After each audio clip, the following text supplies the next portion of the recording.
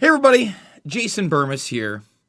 And with all the madness in the world, with all the misinformation, disinformation, and psyops that we are fully engulfed in every single moment of every single day, I thought it would be a great idea to have Steve from Slow News Day come on and not only talk about the latest developments with Assange, and we went over that Salon article with Roger Waters, but talk about the state of the world and how right now we are bombarded with more propaganda on a daily basis than I could say in my entire lifetime. And that's not to say the propaganda wasn't thick and heavy before this, but you can't turn on a television, pick up your phone, talk to another person that you may not, know and not be absolutely bathed in it.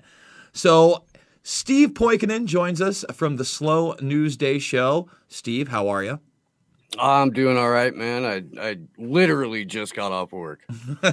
Just popping in there after a hard day's work. And Steve, he's doing actual back-breaking labor, and his back's fine. I'm doing none of that, and I am in severe pain, wondering if I'm going to be able to walk upstairs to get a package later. I don't know. I don't know what's going to happen, but I'm hoping in the next couple days that this all clears up, because I'm really thinking I'm going to head to D.C. for this Stop the Steal March and see if, it's going to be more than 300,000 or it's going to be more than 500,000 or it's going to be more than 1 million people out there.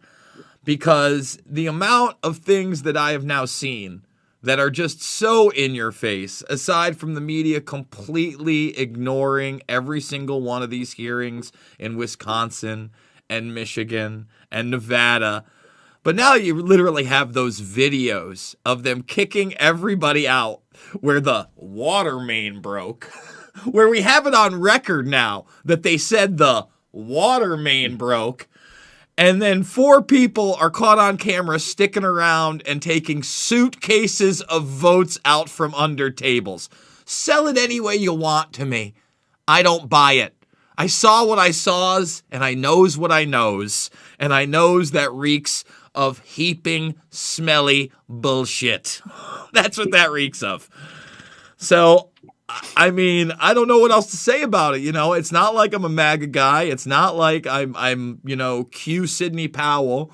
But the bottom line is, Steve, you've been following this. We did our, election clusterfunk episode just prior to the election. Has it lived up to all the hype, or have we really just begun the chaos? I think I said on that episode that the only prediction that I had was that it was going to only be more absurd. And in terms of that, of just sheer absurdity, I think it's living up to what we were talking about on our Election Day Madness show.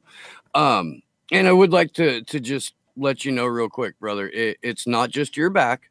All right, I'm 42.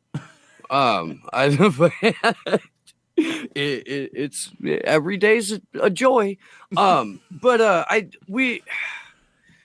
still don't think that the Trump team is like honorably going after this. I still don't think that it's even like in Trump's head that he legitimately wants to still be president for 4 years. Now, but why is that? Because I get that in the beginning when people are saying that, and obviously you had the rift with Powell, who was on the official team, then she wasn't on the official team. You have, the Rudy Giuliani hair dye sweat burns that the fucking media couldn't get enough of. But, especially within the last week and a half, 2 weeks, you have seen him finally be vocal, step up and say what he has to say. He gave that 45-minute Facebook speech, which, nobody touched. Nobody touched it. The only place I was able to find it in full with no watermarks was C-SPAN. And even C-SPAN gave a waiver in the very beginning saying that that the Associated Press had called the election for Joe Biden. Even C-SPAN had that warning before they played Trump's Facebook message.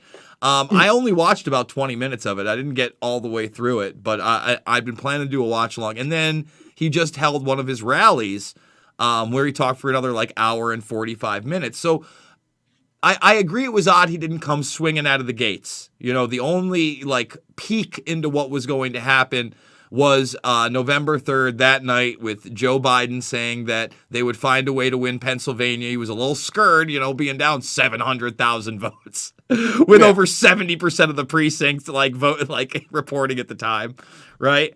And I don't know. I get that, and I know that's certainly like Robbie Martin's perspective, but I just don't think I don't think he has anybody else with him. I think he's finally realized that he's been bent over a barrel by Bill Barr for some time, that the John Durham thing was a big jokey joke. No one's going to jail, and, you know, he's surrounded by vipers.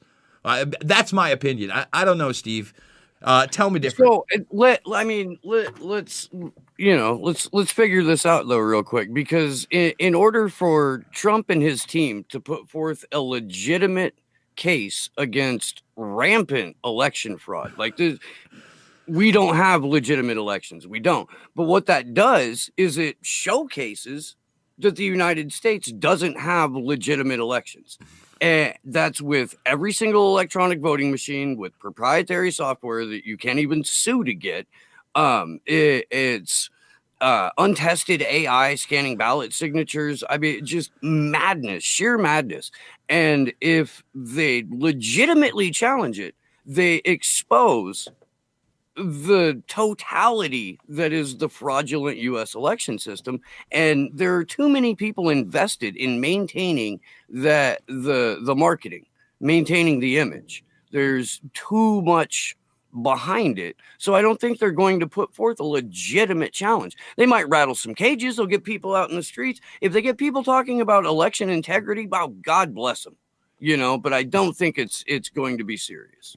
Well, I think that no matter what, it's going to end up in the Supreme Court and not just state Supreme Courts. And we'll see from there.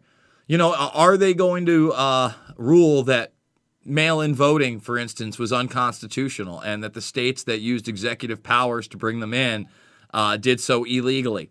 I think they're completely illegal. I think if, you know, it was legitimate and we were talking about a Constitution and Bill of Rights, you would have thrown them out immediately. But we live in a utterly corrupt system where I am not beholden to the Supreme Court and how they interpret the Constitution, Bill of Rights, and what's fair during an election. They've already let it go for so long. Again, highlighting Jimmy Carter and the fact you had one person, one vote, signature verification, Real ID Act is great. Why don't you highlight the fact he was telling you Diebold systems then were extremely corrupt and they needed to be audited at a 1 or 2% rate,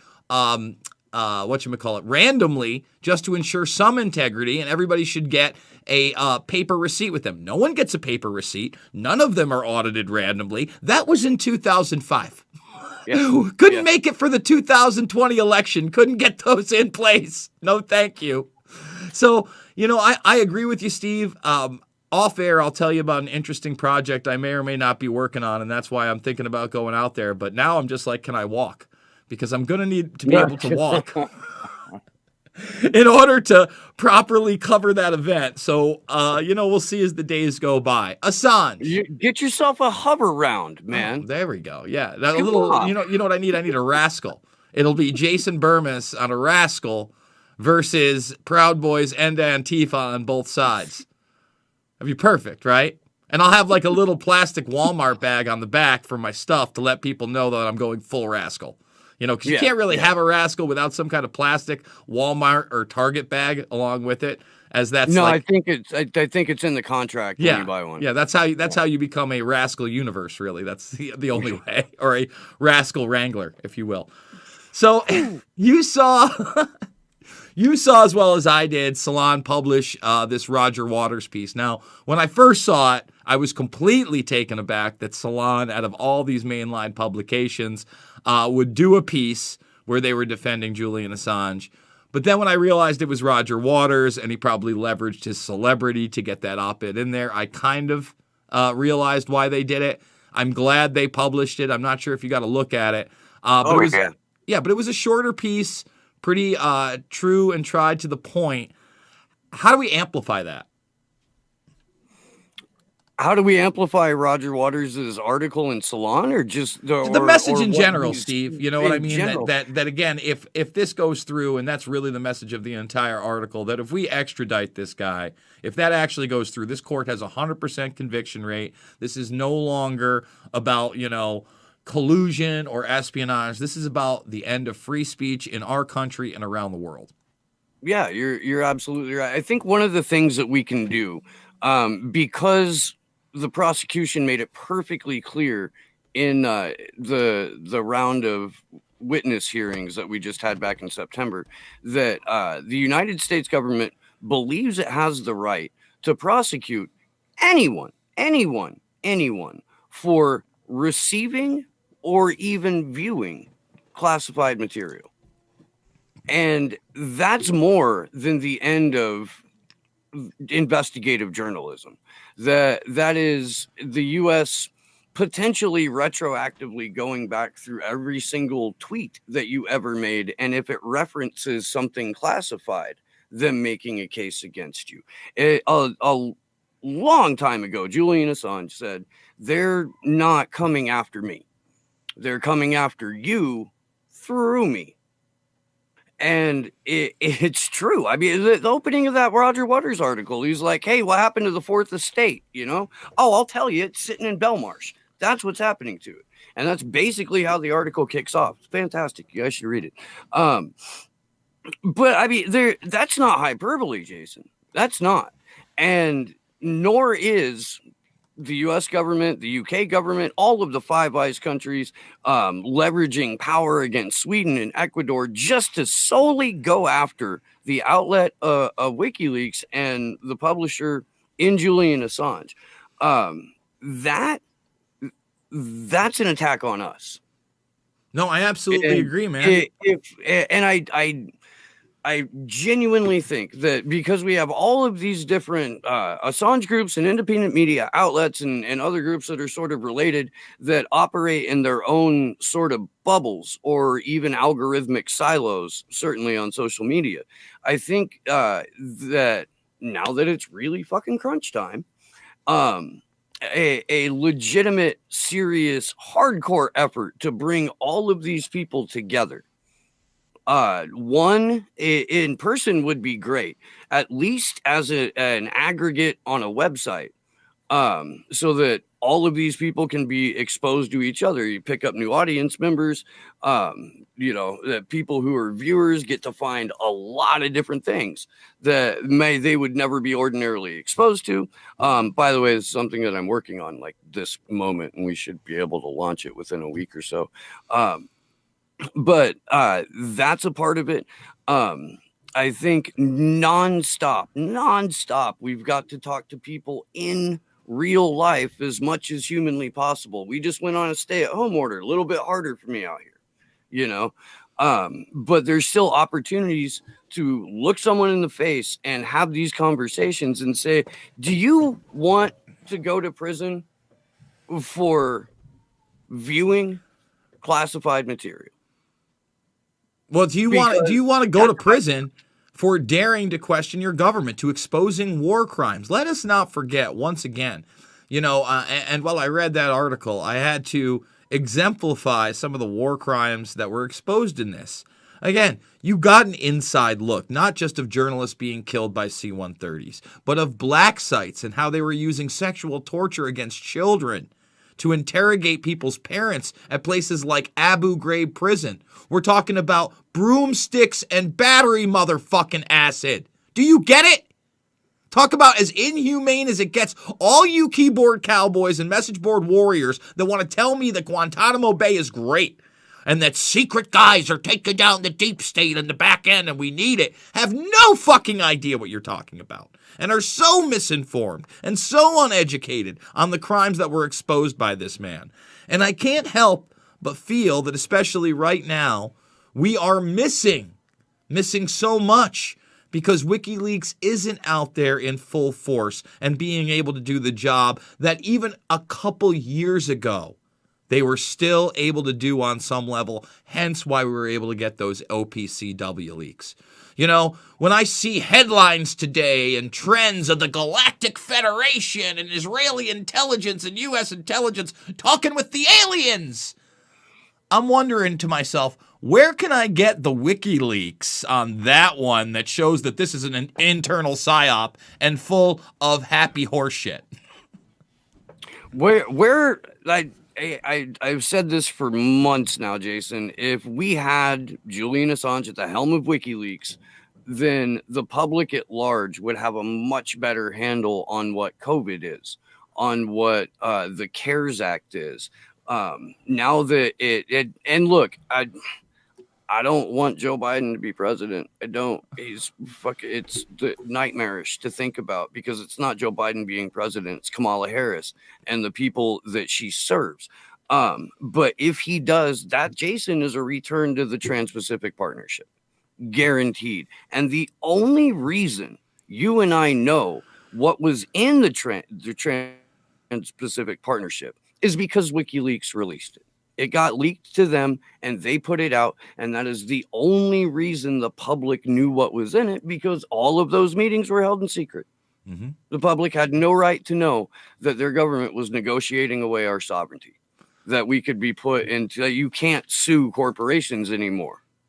Like, that's what that is. No, they sue you now. Don't you understand? They sue you now. Like, if you're somebody that took the jab in any of these trials and you dare to say that you had an adverse reaction and you didn't like it, they sue you. They sue you now. It's awesome. It's just what we want. We want a totally corporate-driven entity to decide through algorithms and billionaires how you and I should live our lives as servants of the predator class. It's the best thing since breakfast, Steve. I can't get enough. Have you read Whitney's second part on her Palantir series? Came out today? No, I have not yet. No, Sweet baby Jesus. I got to get her back on, obviously. I always, she has a open door policy. If she gets at me in that day, I usually make room for her. But I'd love to get her on to discuss that. And even when you were discussing, censorship and Julian Assange speaking about how, they used him as a vehicle to come after everybody. Similarly, love him or hate him, I got Jonesy on this week. And I think I did a really good job of kind of honing the conversation in to, the Great Reset and what's actually coming, and not hyperbole and not left and right politics and not liberals and Democrats coming to get us, but what's coming for us no matter who's in office, because these people aren't really even behind the scenes anymore. They're out in front. And if there is somebody that has been, almost completely obliterated off the main avenues of the internet, it's Alex Jones. And if you were cheering that, if you were champagning that, if you were like, ha ha, motherfucker, you got what you deserved, you missed the point big time. And it's now time to repent. Because if you're not willing to defend speech you don't like, you don't believe in free speech, do you, Steve?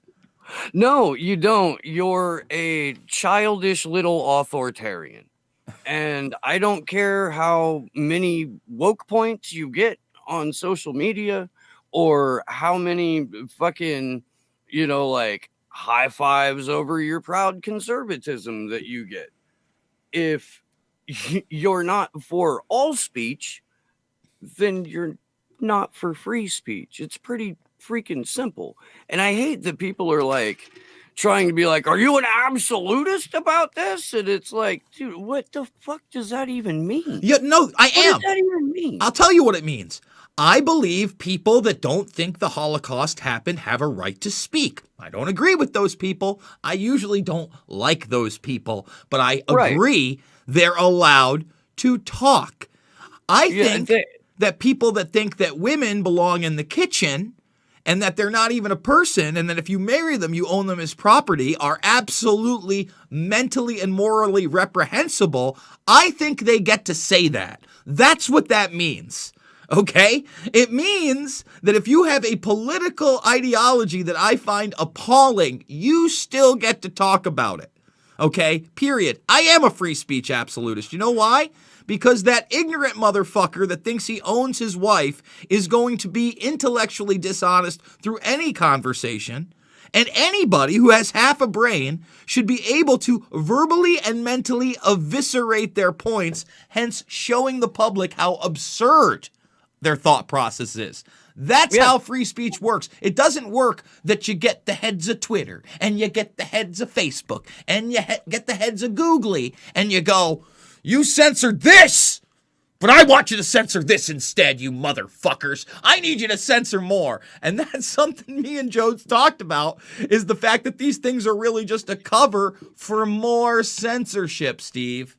Yeah, when they took down Jones, they took out 10,000 pro-Palestinian pages all over social media. When they took down Jones, they took down a ridiculous number of like left-leaning outlets, dude. And there were a handful of us that were going, you know what? Whenever they can hold up the head of some supposed bad guy or some supposed reprehensible fucking criminal, that gives everyone the opportunity to be thankful and to look the other way while tens of thousands of other voices are silenced. It's a fucking misdirect. And yes, Jason, you're absolutely right. The answer to bad speech is good speech, better speech, more effective speech, not less speech. That's just fucking dumb. Like, I mean, it's counterproductive. But it's literally the culture that we have now been, well, like I said in the very beginning, bathed in. You know, right now, I've got this young lady. I don't want to give it away yet because I'm going to have her on the show. But, you know, she's kind of like a spiritualist and like, you know, she's kind of like a realist feminist, you know, kind of women's empowerment, but not an SJW, and still sees, you know, the masculine role for men and how men and women are actually physically different. And we do have differences and nuances. And, you know, we're going to talk about the spiritual battle of COVID and a little more, but she's scared to come on my show. Not because she doesn't like my stuff. She's the one that reached out to me. But because she's worried she's going to get caught up in a conversation that's going to lead her down a path that she may say something that the cancel culture will come after her because she speaks at universities and, you know, she is somewhat mainline. And I go, well, obviously I'm not worried about it. And she goes, well, obviously you're not worried about it. And I said, well, you know, I'll try not to lead the conversation down that path. But why is little old Jason Burmis so dangerous? You know, I'm not that dangerous. It's funny because, you know, this thing I'm going to talk to you about off air, Steve. Let's just say this person was trying to put me in touch with Mike Cernovich. Now, obviously, I have, you know, my issues with Mike's viewpoints and my issues with some of Mike's reporting and my issues with Mike's relationship with Alan Dershowitz. But I'm also not blind, and I've seen how the man has been relentlessly attacked from others on the other side, sometimes without merit. And to say that he's done nothing, of a positive nature, people haven't seen Hoaxed. I think that's an important documentary, actually. I think he does a really good job in that, of showing media bias and lies. At the same time, I am not a conservative. I am not a right-left guy, and I am not going to be shy about it. And the only even slight interaction that me and Mike ever had was that Luke had interviewed Cernovich probably about 6 months before I left. And when he was going to interview Cernovich, Luke was like, well, what do I ask him? I go, well, you ask him what he thinks about Steve Bannon meeting with Jeffrey Epstein during the midterms. That's what you ask him. You know what I'm saying? And that was it. For those that don't know, because that's a buried story, but we're not MAGA here. We're realists. Okay. Steve Bannon, in the New York Post, it was reported that he was meeting with Epstein just before the 2018 midterms. So the funny thing is that Luke did ask that question. And Cernovich answered it, that he would, you know, definitely ask him and put him on the spot, and he would want to know why he was meeting with Jeffrey Epstein as well. Because, again, this is just before that arrest. You know, this is that year before the arrest, folks, that Steve Bannon is meeting with him about midterm elections. Well, lo and behold, Mike Cernovich happened to have Steve Bannon on his show only 48 hours later. Guess what he didn't do, Steve? I'm going to guess he didn't ask him what him and old Jeffy talked about. Bing, bing, bing, bing. That conversation did not happen. It was an hour-long conversation, and that was never brought up. Now, let's just say that the intermediary that was trying to introduce each other, I said, look, man, pretty sure Cernovich knows who I am. I go, but he probably thinks I'm dangerous. And this guy replied back. He goes, well, you are dangerous, but let me see what I can do. And, you know, he put me together in a group chat with him. And I said, nice to meet you, Mike. And then the next day that person asked me if Mike got at me. And I was like, no, of course he didn't. Of course he didn't. I wasn't holding my breath. I've got to tell you. When your show, and I know this because my show does it too, when your show exposes the bullshit narratives, when your show starts off by saying, I'm not on a fucking sports team, you know, when you break down why both parties are corrupt and fucking owned, and they're the public relations firm for either global elites or nationalist elites. That's what they do. They're fucking lip men with like a decent paycheck. When you expose that, then yes, dude, you're absolutely dangerous because you threaten the grift. You threaten the fucking keeping people divided, keeping people hating their neighbors and loving someone in DC that wouldn't piss on them if they were on fire. 100%. And as long as we're out here doing this, fuck yes, we're dangerous. Well, I'll tell you what. Come meet me. Like Steve's met me. Personally, I'm not that dangerous. I'm not James Bond. I don't handle a Glock well. You know, I'm not some kind of super spy. I'm not Rambo trained. You know, all I got is this mouth. I mean, don't get me wrong. You cut my tongue out, I'm going to use my keyboard. I'll get somebody else to say the words. You know what I'm saying?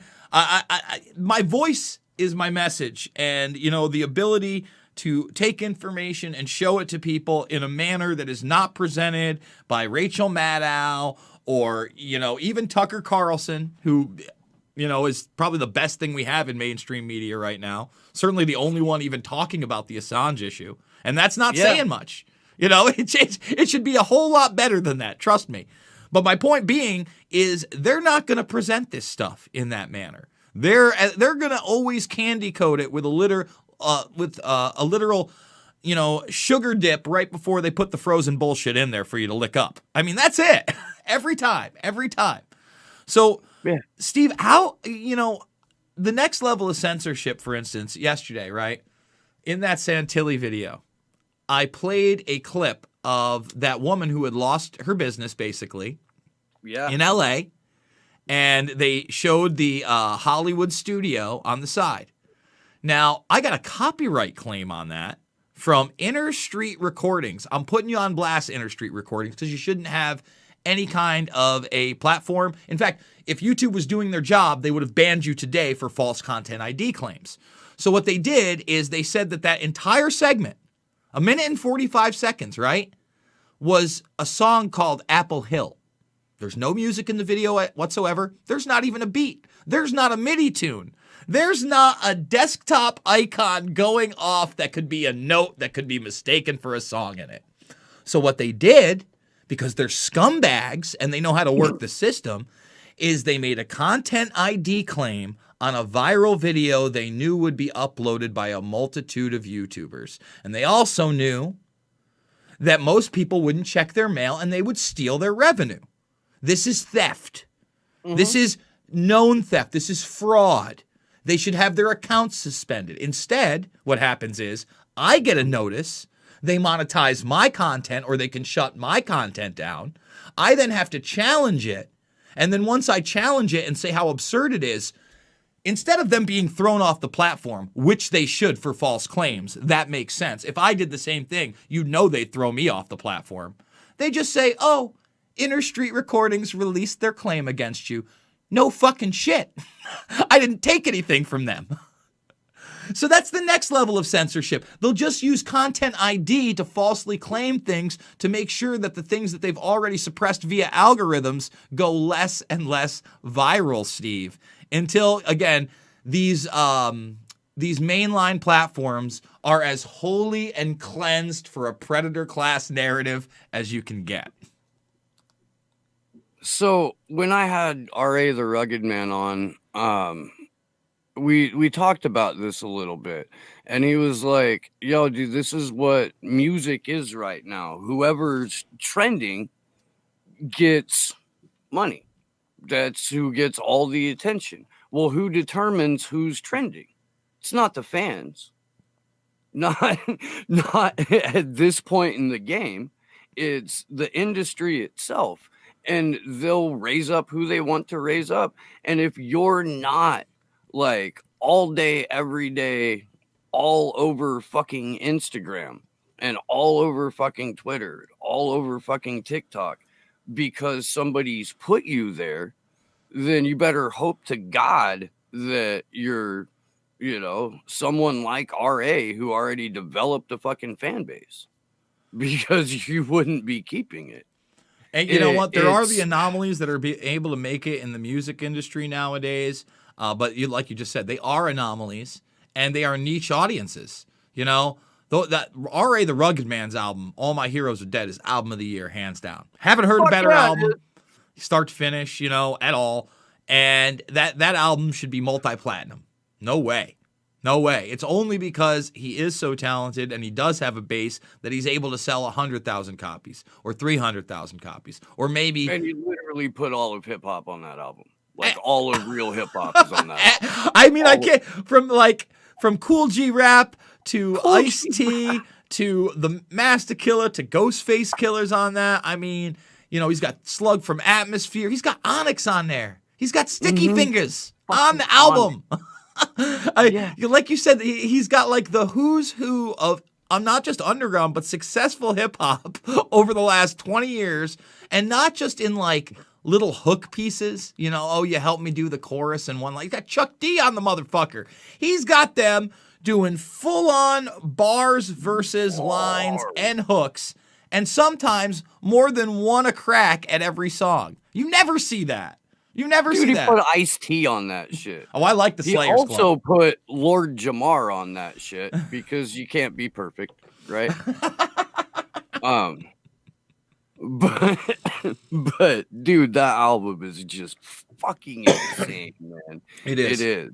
And that kid Afro is he's an alien. He's great too. In fact, I'm going to recommend that album to my audience.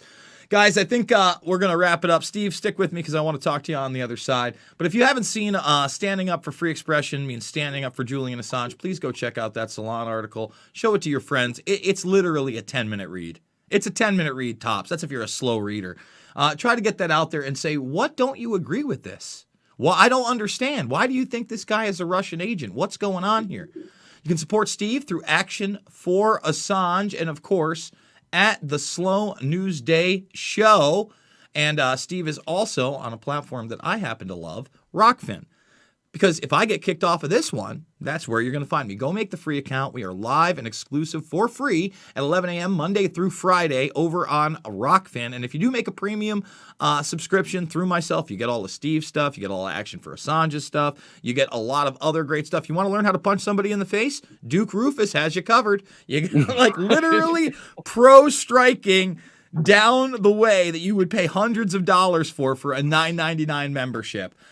You can also support me through the GoFundMe, $5, $10, $15. It means the world to me. Big donors couldn't do it without you, especially if I'm going to go to D.C. and shape my back up. God forbid I go there and I still can't walk and I have to get that Rascal. Let me tell you, man. Rascal rentals are not cheap. Not a Rascal rental. They're not cheap. And I can't just buy one and hike it on my Ford Fiesta. The Rascal actually weighs 3/4 of what my car weighs. Just to let everybody know. Loose Change Final Cut, Fabled Enemies, Invisible Empire, A New World Order Defined, and Shade the Motion Picture are free right here, right now in the playlist section. Guys, I absolutely love you. It is not about